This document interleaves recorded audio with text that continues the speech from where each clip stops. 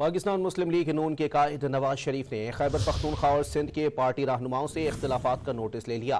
Party ज़राए के मुताबिक नवाज शरीफ ने दोनों सूबों के रहनुमाओं का आपस के इख्तिलाफात फौरी ख़त्म करने की हिदायत कर दी है। मजीद जानते हैं डॉन न्यूज़ के नुमाइंदे अदनान शेख से। जी अदनान, मजीद क्या इकदाम किए गए हैं पार्टी सतह पर?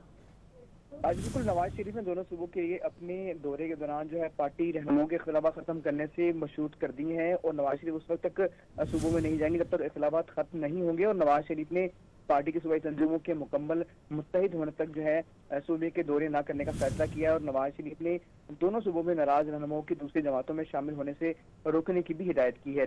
जबकि सिंध के सूबाई सदर बशीर मेमन को पार्टी रहनुमाओं में इख्तिलाफात खत्म करवाने का टास्क सौंप दिया गया है, जबकि बशीर मेमन ने किसी भी वजह से नाराज पार्टी रहनुमाओं को मनाने के लिए मुलाकातें शुरू कर दी हैं।